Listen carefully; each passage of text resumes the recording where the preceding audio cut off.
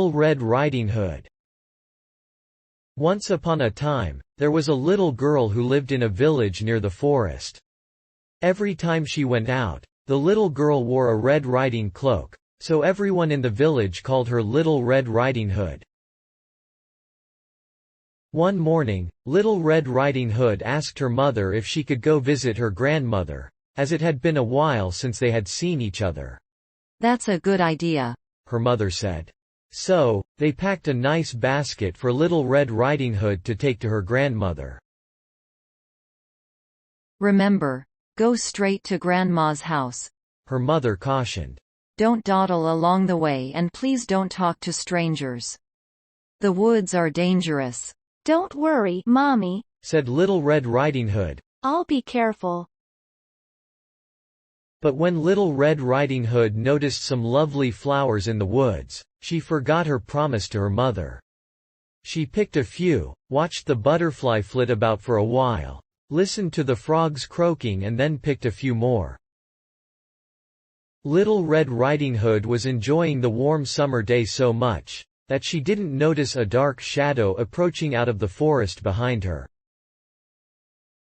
Suddenly, a wolf appeared beside her. "What are you doing out here, little girl?" the wolf asked in a voice as friendly as he could muster. "I'm on my way to see my grandma who lives through the forest, near the brook," Little Red Riding Hood replied. Then she realized how late she was and quickly excused herself, rushing down the path to her grandma's house. The wolf, in the meantime, took a shortcut. The wolf arrived at Grandma's house and knocked lightly at the door. "Oh, thank goodness, dear. Come in, come in. I was worried sick that something had happened to you in the forest," said Grandma, thinking that the knock was her granddaughter. The wolf let himself in. Poor Granny did not have time to say another word, before the wolf gobbled her up.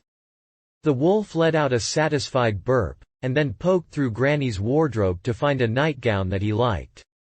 He added a frilly sleeping cap, dabbed some of Granny's perfume behind his pointy ears. A few minutes later, Little Red Riding Hood knocked on the door. The wolf jumped into bed and pulled the covers over his nose. "Who is it?" he called in a cackly voice. "It's me, Little Red Riding Hood." "Oh, how lovely. Do come in, my dear," croaked the wolf. When Little Red Riding Hood entered the little cottage, she could scarcely recognize her grandmother. "Grandmother, your voice sounds so odd. Is something the matter?" she asked. "Oh, I just have a touch of a cold," squeaked the wolf. "But grandmother, what big ears you have," said Little Red Riding Hood. "The better to hear from you, my dear," replied the wolf. "But grandmother, what big teeth you have," said Little Red Riding Hood. "The better to eat you with, my dear," roared the wolf, and he leapt out of bed and began to chase the little girl. She ran across the room and through the door, shouting, "Help, wolf!" as loudly as she could.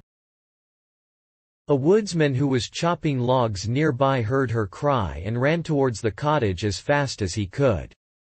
He grabbed the wolf and made him spit out poor grandmother, who was a bit frazzled by the whole experience, but still in one piece. "Oh Grandma, I was so scared," sobbed Little Red Riding Hood. "I'll never speak to strangers or dawdle in the forest again." There, child. You've learned an important lesson. Thank goodness you shouted loud enough for this kind woodsman to hear you." The woodsman knocked out the wolf and carried him deep into the forest where he wouldn't bother people any longer. Little Red Riding Hood and her grandmother had a nice lunch and a long chat.